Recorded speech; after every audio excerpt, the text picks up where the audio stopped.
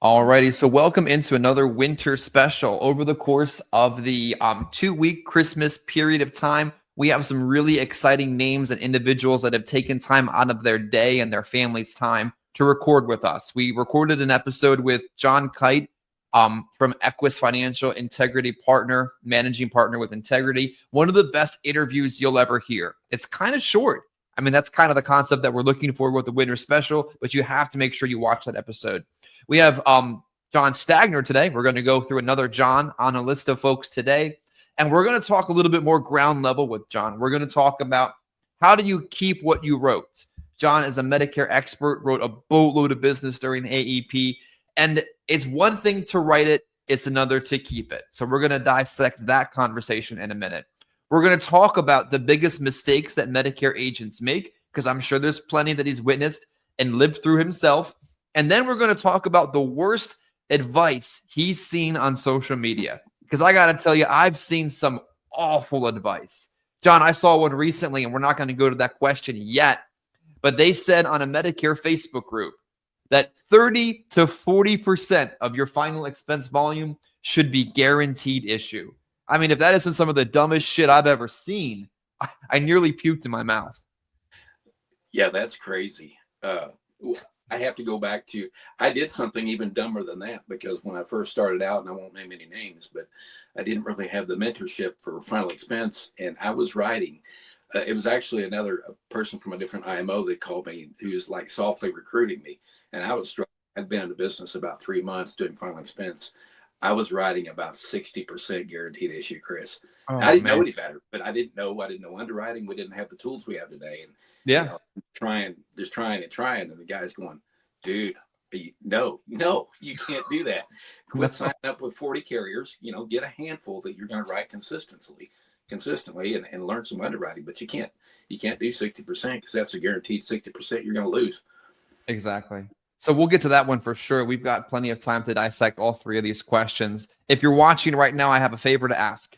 A Christmas present you can give me in return is to engage with the content we prepared for you. So in whatever medium you're watching us on, engage with it. Hit the like button, comment below, share this out with somebody else. The more we can grow this audience, the more we can give back to others. And that's kind of the way social media works. It's all algorithm based. If you watch it, but you don't click on the comment section, no one's going to see it. If you don't like it, maybe you didn't like it, then dislike it. But for whatever method you're watching us on, engage with the content so it shows it out to other people. So John, give the viewing audience, listening group, a little bit of background information. How long have you been in the business? How long have you been writing Medicare? Give yourself a little credibility statement before we dive into this stuff. Okay. I've got there is a story that actually got me started in Medicare that I like to tell because it was so impactful for me, and I think people will relate to it. I was doing final expense, and I wasn't planning on telling the story, but it's a great story because it really illustrates a point. I was doing final expense, and I showed up at this guy's house, and showed him the card that he had sent in, just like I normally do, my little script at the door. And this guy he's grumbly. He's an angry person. He's just not a happy, cheerful soul to be around. And he said, well, I guess we can sit out here on the porch. And I don't remember what this, I think it was late June. We sit out on the porch, and this guy is not making eye contact with me. He's not engaging. And, the first rule in final expenses, you got to get some kind of a connection there, some kind of rapport you have to build. And I'm trying to engage with him and talk about the card and asking about family and stuff. And this guy is still not making eye contact with me. He's looking off into the distance, and just pretty much every question I ask, just try to get him to engage. He's grumbling, he's got pissed off the world. And finally, after several minutes of trying, I thought, I'm not even going to pursue this. I'm thinking there's no point, so I just said, look, I can see that something is really troubling you. And I don't think right now is a good time for us to discuss what I'm here for, because I can see something really bothering you and you got your mind somewhere else. And at that moment, after all this time, he hadn't been looking at me. I was probably going on for like 10 minutes. At that moment, he looked at me and he said, man, I'm sorry. I've got, something's really been bothering me, and my insurance is all messed up, and I don't know what to do about it. I'm really scared I'm going to lose it. And I'm like, what's this guy talking about his car insurance or what? And I didn't really know what it was. I said, well, what kind of insurance are you talking about? He said, my Medicare. Oh, so I didn't really know much. I knew just a little bit. And Yeah. so, well, tell me what's going on. He said, well, I'm a veteran, did 20 years in the Navy. And, he had this long story of military and then a law enforcement career. But what it was somebody had signed him up on an MAPD, but he gets all his meds at the VA. It was a long, but they didn't check the right box in the application. So now he's getting letters from the insurance company saying, we're going to cancel this. And I don't really know exactly what the situation was. And I said, so I really didn't even know because he didn't explain any of that. It's just, all I know is I keep getting these letters from the insurance company. I'm afraid I'm going to lose my insurance.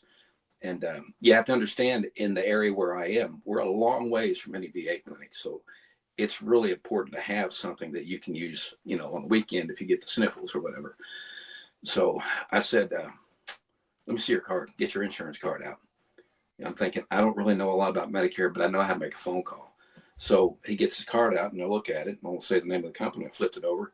Member services on the back. So I said, hang on. I punch it up on my phone, put it on speakerphone. And for 45 minutes, I'm talking to this rep and getting him to talk too about what's going on and what happened.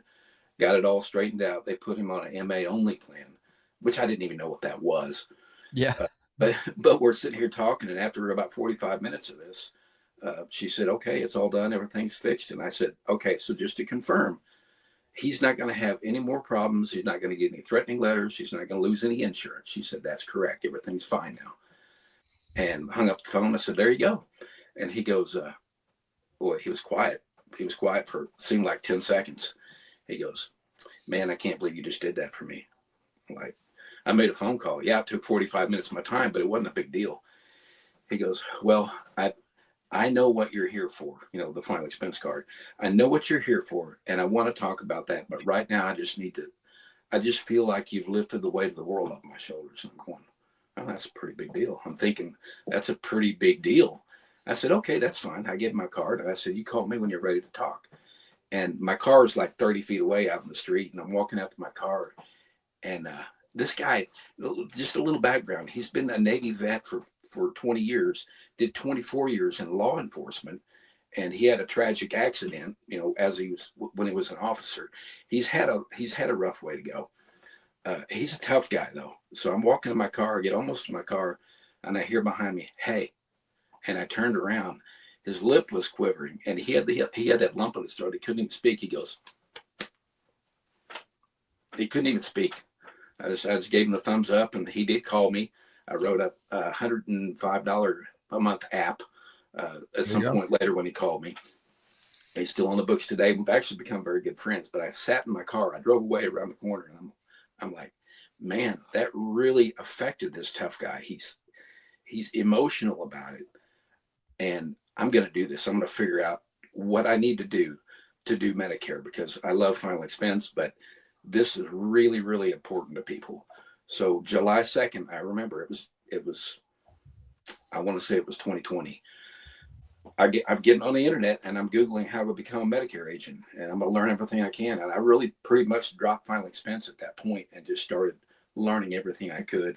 I had to make some connections to get connected with the insurance carriers, but that's how it all started, because I saw how important this stuff is to people. I think that actually segues perfectly into our next question, because a lot of final expense agents uncover how conversational the Medicare conversation is, how non-confrontational it is, how beneficial it is, how it engages somebody at a human level, how it improves their quality of life, but then how it doesn't cash flow you very quickly. You're like, wow, I made such a freaking difference, and I made $111. Yeah. That's a whole tank of gas. Now what do I do? My lead was $40. The gas was $70 to get here today. Now I'm broke. I think a lot of agents in final expense make the mistake of not realizing that you still have to kind of interweave those two things together to be able to cash flow your business properly in this in the independent space. Do you feel like a lot of agents, especially in that early crop of final expense agents that discovered Medicare, failed because they didn't cash flow their business properly? I'm one of them, but I didn't fail. I just kept pushing on. But it's like, you keep running up against this.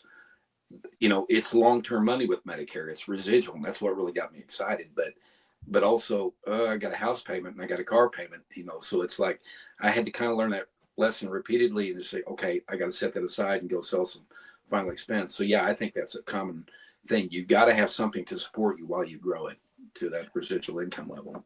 Yeah, I also feel like because Medicare is such a conversational, non-confrontational, almost easy enrollment, there's really not a lot of sales aspects behind it. And in many cases, that you almost forget how to sell something if you don't continue to sell stuff too. I think a lot of agents lost their skill set in the process of doing enrollments in that early phase of Medicare finding its way into final expense. Yeah, absolutely. But it is, you really have to do both. And it's, there's a lot of sayings around this, but final expense and Medicare go hand in hand like peanut butter and jelly, because it's the same client we're talking to, but the conversation seems like it can be different. I know it doesn't address your question directly to losing your sales skills, but people want to talk about Medicare. Life insurance, sometimes it's a little bit of, kind of encouraging and get them to talk about it, get them to open up about it, which we know it's an absolute must. You have to have, life insurance, but because you are going to die, but you can't say it that way. But yeah, you can kind of get into that. But one of the things that I did early on was really pay attention to cross-selling. I know there's some prohibitions on that stuff now that's a little more strict than it used to be, but there's always 9 ways from Sunday around stuff. You have to cross-sell, because the theory is, and it's not a theory, it's actually a fact, the more policies that a person has with you, the stickier the business is. So, Mhm. and if you're doing Medicare alone, even if you're not doing final expense, you've got cancer, heart attack, and stroke policies. You got hospital indemnity, which are becoming much more needed now than ever before. So there's a lot of different things. But if you're doing final expense, that's another one. So you just get those people, they in sales books they call that cocooning. You get this person all wrapped up in a cocoon, and you've got all their business. They're less likely to go somewhere else. So you have to accept that. You can't just build something with a low income like Medicare all by itself. You need to be Yeah. something. Yeah, I find it interesting because I'm trying to do more and more asking about hospital indemnity. I'm almost in the sense, and this is probably not the best thing to advertise, but I'm throwing as much of it up against the wall at this point just to see how much of it I can get to stick. Then I'll get better at keeping it and selling it. But this is kind of like just the boom. How many of these can I write? Like these are just all GTLs I got to mail back out to people because I'm just going to keep trying. I'm going to show you your hospital copay costs when you're admitted to the hospital. I'm going to show you how this is going to cover it. I'm going to find you a plan that in many cases saves you money and then reallocate the money. And I'm just going to write the hell out of it and see what happens, because it does make a significant difference when they keep it and when they need to use it, right? Absolutely. And like I said, it's almost a must have, because, yet anyone watching this, you have to understand when we have Medicare conversations, it can be very different geographically where you are. But I would say, Very. Wherever you are, hospital indemnity in most places is a must, because when you do the breakdown, you go through the Medicare 101, which every single person that's new to me get a 10-minute Medicare class in plain language, non-insurance speak, but they understand it. And there's several reasons for doing that. One, you're demonstrating your knowledge and expertise, but also you're demonstrating the need that you have to have something in addition to original Medicare, because the financial risk under many circumstances is unlimited, and you can't do that. So you talk about hospitalization, you show them, you get admitted for 1 day. If you have original Medicare, it's $1,676 next year in 2025. But with a Medicare Advantage, they have to cover that. I'm explaining this to the client, like you're the client. Yet they have to cover the same things that original Medicare covers, but they can do it in a different way. So one of the ways that they do that is hospitalization. They're going to break that up day by day, and you'll see numbers from, depending on where you are. Some people watching this will go, well, it's not that high here, or it's higher here, but usually around $300 to $400 per day. That's great. If you have a 1 day stay, you're not paying $1,700, you're paying 3 or 4. But you take a 7 or 8 day stay, you might be paying $2,500 to $2,800 for that hospital stay. Can you write me a check for that today? What if that happened to you? Let's look at this other little policy over here that might be $30 or $40 a month, and you will completely eliminate that risk. It'll be taken care of. So just a simple conversation like that is, you have to believe it. You have to believe it before you can sell it. Exactly. And I didn't believe it for a while until I actually asked people that I wrote how it worked and if they liked it and why they kept it. And they shared very similar stories.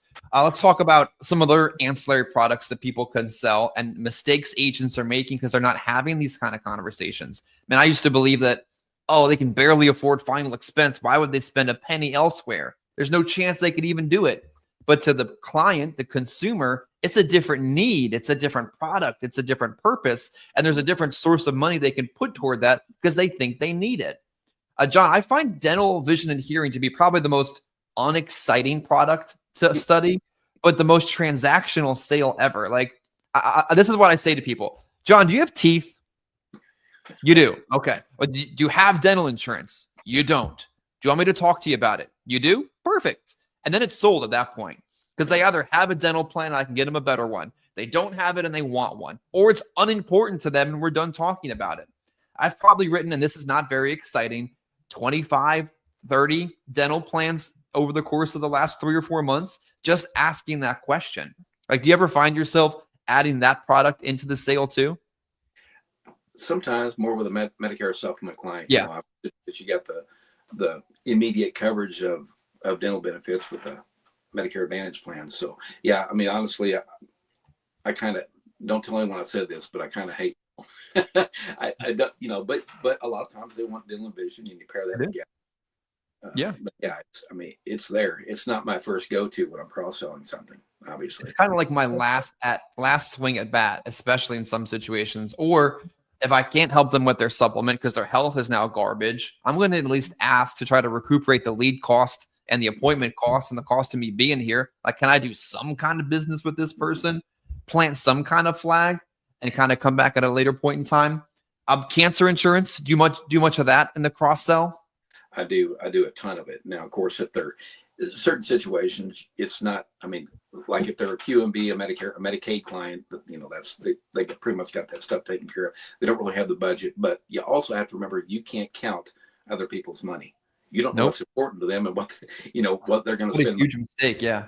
But yeah, absolutely. Even with Medicare supplements, their medical costs are going to be taken care of, but there's still the risk of, Part D drugs, anti-nausea drugs, things that are going to cost them a lot of money, and they're going to max out pretty quickly on their Part D plan. But also, what I find around here, we'll have like a good example, farmers, and it's a husband and wife, and they've got a place that has to be taken care of. Well, what if you're off, for a couple of weeks at a cancer center getting stuff taken care of?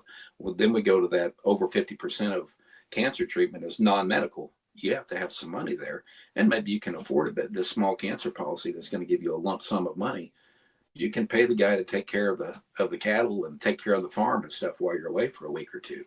So there's creative ways to come up with reasons for people to have it. People like the idea of, I get a diagnosis, I get a check, and I can do whatever I need to with it. Exactly. Let's talk about running a business versus just writing business, because when you get in the business, you're just in survival mode. And most people don't get in this business, as business owners with successful backgrounds and huge bankrolls. They're just, holy crap, I fell into this spot. How do I get out of it? So they're trying to write business just to survive. But then eventually that becomes running a business, and it's a very different evolutionary step.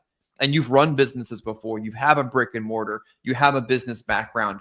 What do you see the biggest difference between the agent that's just focused on selling and the one that's actually looking to run an operational business? Bottlenecks. So, for example, and I don't know if you want me to share my numbers from AEP. I'm proud of it. As a solo agent, I have one full-time admin assistant, and we had a good year this year. I think I was at about max capacity on time and applications. We wrote 211 applications during AEP.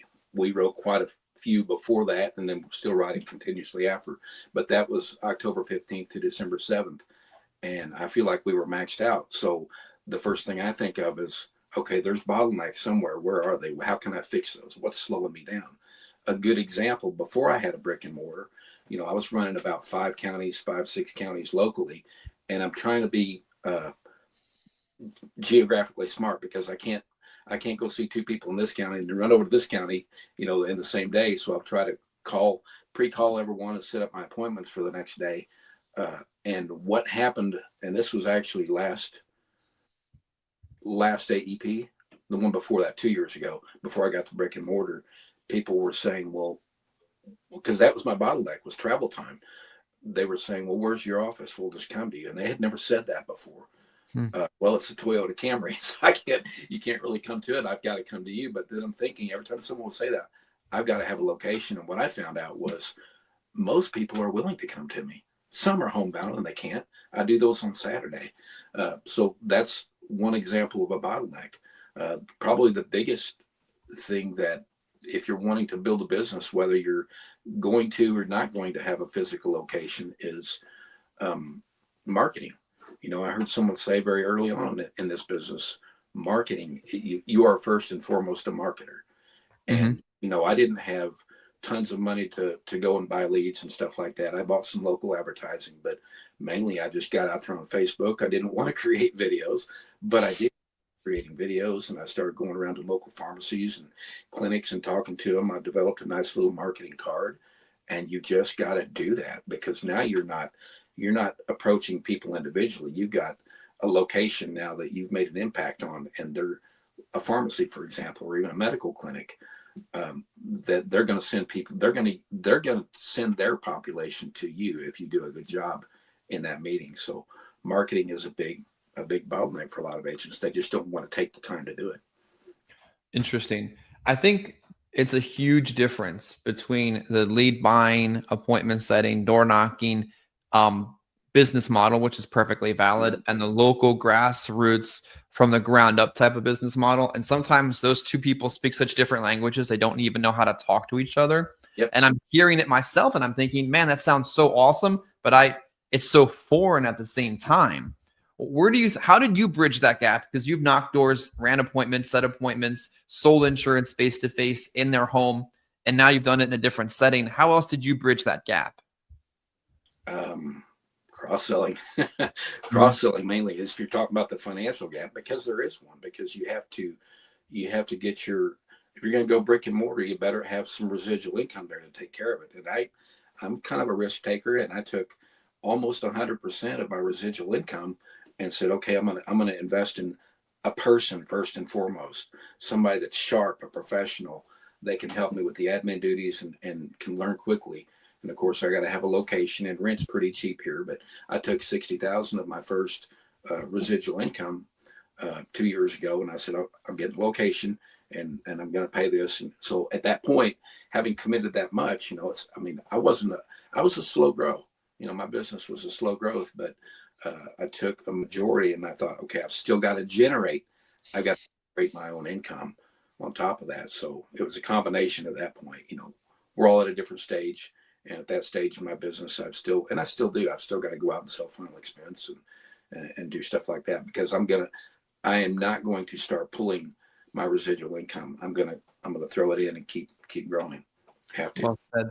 Let's talk about longevity and goals then, because it's a long-term process. And that's been the theme of a lot of the training this year that I've tried to put together, because I think a lot of people just don't give it enough time. Like, I think a majority of agents that fail in Medicare or in final expense in general just didn't give themselves enough time to reach their breakthrough moment. What thoughts do you have about people that just didn't try long enough? There's gold right around the corner, man. There's been a lot of books written about this stuff where, you know, you're digging and you're digging and you're digging, and you stop right before you get to the diamonds or the gold. And of course, it doesn't work quite that way with Medicare, but it's like, what is it going to take to get me to the next level? You got to keep pressing on. I'm not where I want to be. Yeah, we've got, you know, a decent number of clients, but I'm not where I want to be. So I'm not taking my foot off the accelerator. You got to keep going, and you got to do whatever it takes. I don't really know how to answer that question specifically, but you bridge the gap with whatever it takes that you have to do. What would you say some of your biggest goals are for next year, if you've thought them through yet? Absolutely. I told my assistant, I said, we're not doing that alone again next year. There's no way. I've got to have another agent or two.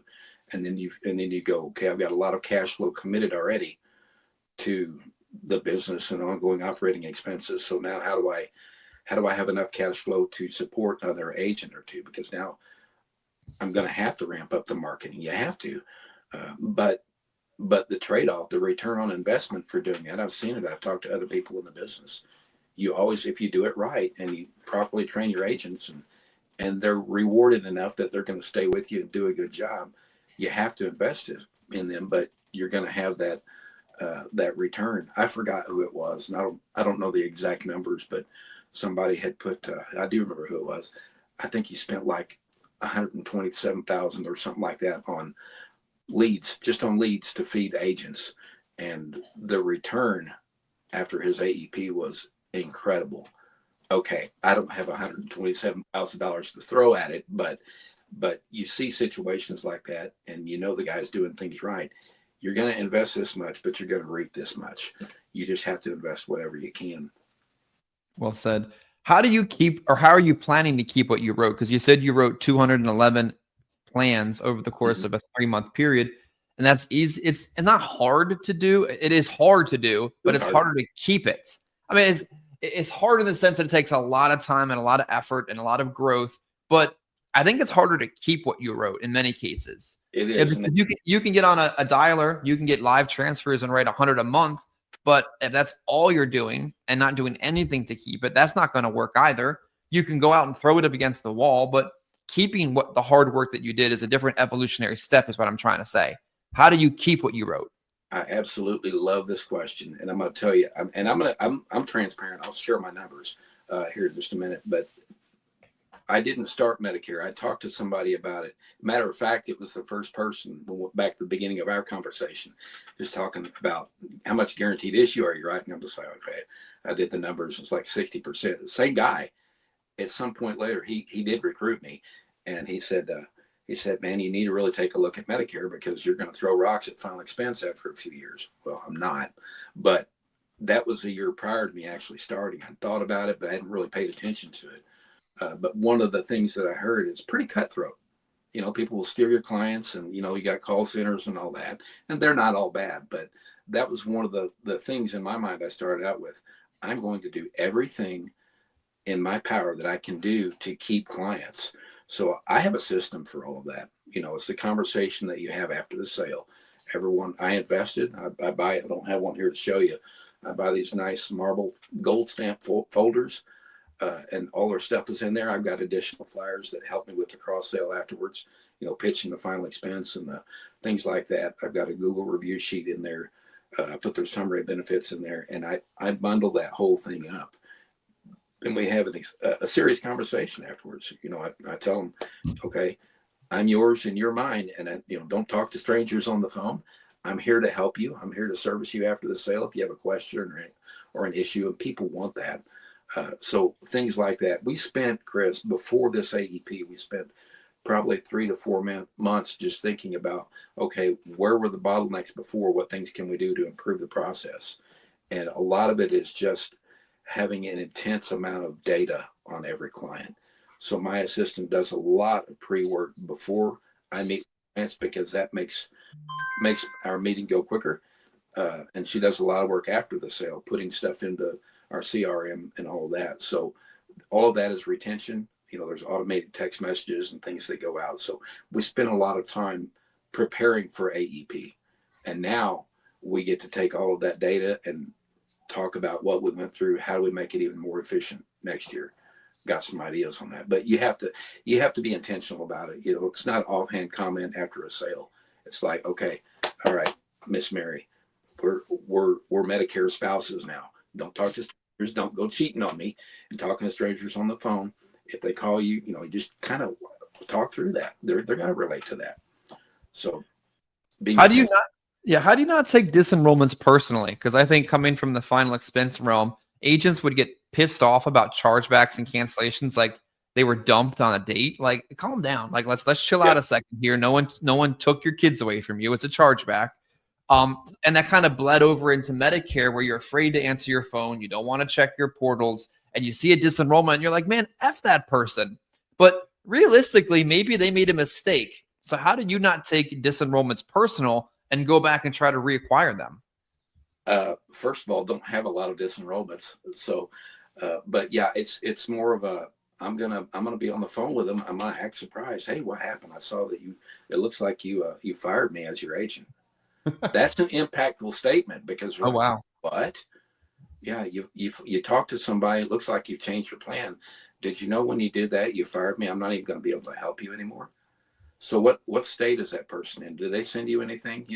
So they're like, no, I didn't mean to do that. I've had two people in my 4 years of doing this. I've had two people that disenrolled. It was a mother and son, and they were like, oh well, somebody offered me more cookies, with my plan. So, but the other ones, I get them back. And I do want to say this because there's people tout all sorts of numbers. I can tell you, I'm the spreadsheet guy. I track every bit of this, and my retention rate is always above 98%. I lost 5 clients over the last AEP. Pretty incredible. What other data or information did you want to make sure that you shared? Because I think there's so much talk, but when you know the industry and you know behind the scenes, some of that talk's actually from broke, like empty vessels. And it's kind of sad because you're like, I know that that's not true. And I had to call somebody out on social media recently because they profess themselves to be an industry expert and an influencer and all these things. I'm like, bro, you just rolled 30 grand to me. You can't do this. You can't pretend to be who you're not. So what other data or information did you want to share to kind of separate yourself as a true authority in this field? That's a good question. That's a really good question. You can be an authority in the field and you can know well, first of all, let me back up. Everybody's at a different stage in their business, and they're at a different stage in life, and they've got a different, they've got a different model. Like we talked about, you got the people that have a call center and they got, 10 or 15 agents they've got to feed, and they're buying leads, and it's a call center. That's not the way that I wanted to do it. And there's the type of model that requires a lot of cash flow to make you grow quickly. If you're operating on a shoestring, you got to take a different approach. You go the grassroots route, and you own your zip code. And when people hear the word Medicare, they think of you. So that's what, one of the things that I'm really proud of. I'm going to start rambling here. Google reviews. I realize that's just as powerful as Facebook. Now, if you have a big brick and mortar, is much, much easier, but we surpassed the local agency, and then we surpassed another agency in a nearby town. And in the big town north of us, we surpassed them in Google reviews in just about 3 months, just by asking every time. And that's the key to sales. You got to ask every time. But everyone's at a different stage of growth in their business. So there's not ever one piece of advice that's going to apply to everyone. You have to, you take a lot of it with a grain of salt. And the most important person that you're competing it with is the person you were yesterday. That's the only thing you really need to worry about. I tell my kids all the time when they go to school, I'm like, this is not a competition against anybody else. Yeah, there's honor roll and yeah, there's this and that. But realistically, these are your grades. This is your assignment. This is your education. You attend this with other people, just like we attend this industry with others. But they don't define who you are, and they don't define where you're going, and where they're going may not be what you intend to do. And you don't even know how they got there. Like, worry about you in many cases, and you'll get where you're trying to go. And the whole thing about Google reviews is powerful because you're not going to ask somebody for a Google review and then do a half-assed sale. It's like, I'd be like, only pull that one out of the envelope real quick. Don't want your review. Like, it kind of forces you to want to do a better job if you're asking them to review you. Owning your zip code, a very powerful thing, because in smaller markets, you can't really market via direct mail year round. Like, I might be able to get a week or two worth of mail out of my home county every 3 months or so. And you can't work every 3 months or so. So you have to find other strategies or go to other areas. So owning your zip code through other avenues is super powerful. Let's wrap up. We have about 5-10 minutes or so to go on a hot kind of topic, because there's so much bad advice out there. What's some of the worst advice you've seen, kind of preached on social media that agents maybe should be aware of? Oh gosh, there's so many so many options to choose from. Don't listen to people that tell you you're doing it wrong just because you're not up at 4 a.m. and you're not spending $1,000 a week on leads and stuff like that. Maybe you don't have that budget. So don't let anyone else's opinion of you or people in general define who you are. Mm-hmm. Bad social media advice. I don't know. What was the example we had at the beginning of the call? I can't remember. You should be writing a 40 to 60% guaranteed issue. Oh, yeah. Here's a good Medicare one. Like, I love this one. Medicare supplement clients are not going to respond to MA type marketing or food card leads, or food card leads are bad. John, I wrote so much supplement business off of a food card lead this year because the market I dropped it in was a sub market. Like, people make these broad spectrum comments that are such bad advice because they're trying to paint this huge brush over the whole country and the whole industry. I think that's some of the biggest mistakes they make. Absolutely. And I'm glad you brought that up, because that's been a big one for me, because you see, even in these large Facebook groups, and they're talking about, the different agents, and some of them are Medicare Advantage and some of them are Medicare Supplement. And you're stupid if you're not doing this, what I'm doing, because Medicare Advantage sucks. Or why would you write a supplement? Because the max out of pocket on Medicare Advantage is so much, it's better. Well, that's where you are, bud. It doesn't matter. So here's a good example. I checked, it was like a year or two ago, in Missouri, where I am. Plan G for turning 65 females, about $150. In Texas, in a highly populated, you're looking at about $90. You go up to where you are in the Northeast, Connecticut, I think, is a good example. It's over $300. Same exact product. So, and you're going to see differences in Medicare Advantage plans as well. So you can't say one's better than the other. It's where you are that matters. So that kind of advice, you need to ignore all that. Learn your area and learn what works. What's in Missouri, where I am, it's kind of a toss-up. I'm kind of in an economically depressed area, but I still write a tremendous amount of Medicare supplements. And yeah, those clients ask me too, well, I got this thing in the mail, said I could get a $10 million food card and a free pet unicorn. So you got to explain that. So how to get a $10 million food card. I want one too. My favorite joke with them is when they're like, "Oh, that's all I get in dental." I'm like, "Man, you got better dental insurance than I do. Calm down. This is a great plan." Yeah. Or when they're like, "Well, what would I do with a $70 a month food benefit? More than I got. I think that's pretty awesome. Let's get excited about what you're getting here." Emotion sells, and people remember how you feel afterwards. Well, and go ahead. If I could just say, when you talk about building relationships, not only with like medical clinics and pharmacies and stuff, but I was talking to a guy yesterday. He's actually a pretty big podcaster. And I said, when I talk about retention, it happens right here with the client. You're sitting right there and I'm right here. I'm a real person. You're a real person. And you can come see me when you have a problem with something. Yeah, we do a lot of service work, but that's what keeps the retention.